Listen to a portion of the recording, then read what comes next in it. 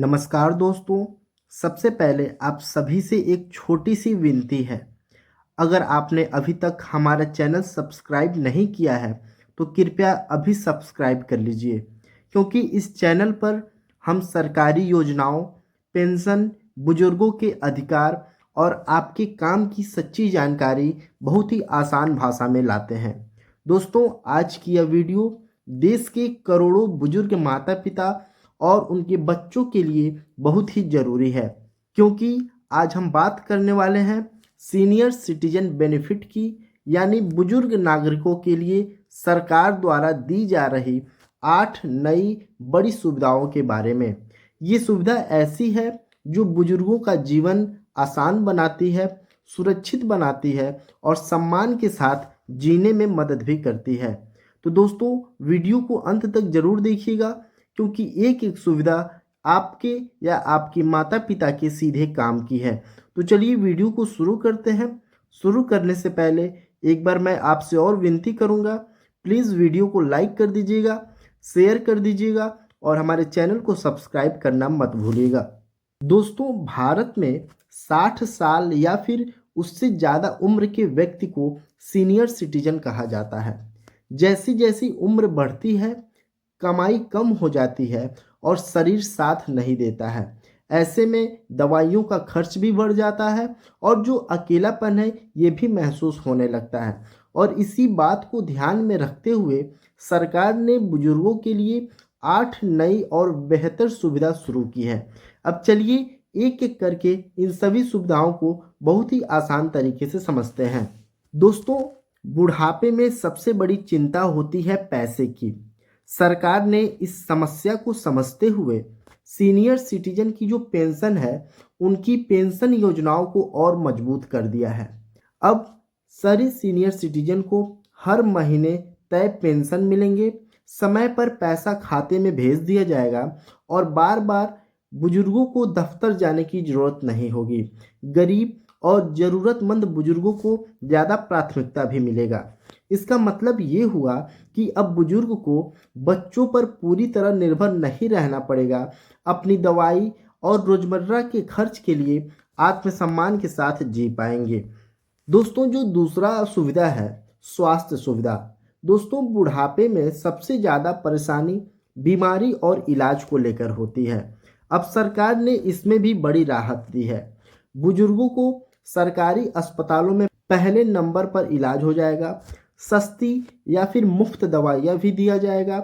मुफ्त health checkup भी होगा। बुजुर्गों के लिए अलग काउंटर बनाया जाएगा और आयुष्मान जैसी योजनाओं से खास लाभ दिया जाएगा। अब बुजुर्ग को लाइन में घंटों खड़ा नहीं रहना पड़ेगा और इलाज भी सस्ता मिलेगा। दोस्तों, तीसरा सुविधा है बैंकिंग में सुविधा। दोस्तों, आज भी बहुत से बुजुर्ग बैंक जाने से डरते हैं, लेकिन अब बैंकिंग सेवाएं सीनियर सिटीजन के लिए आसान कर दी गई हैं।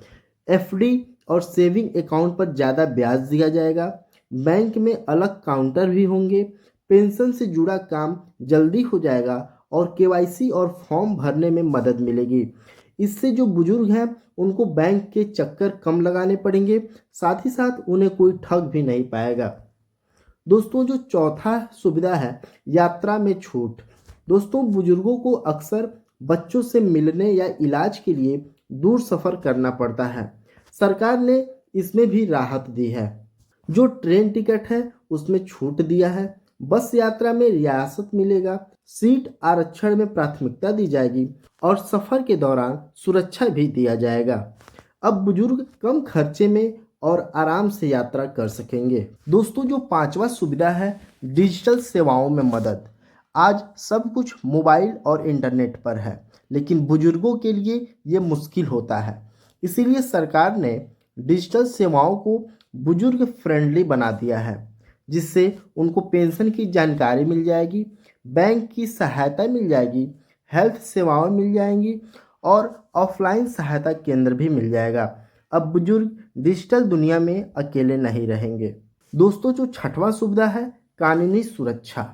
दोस्तों, कई बार बुजुर्गों को प्रताड़ना, उपेक्षा या फिर धोखाधड़ी का सामना करना पड़ता है। अब सरकार ने कानूनी सुरक्षा को भी मजबूत किया है।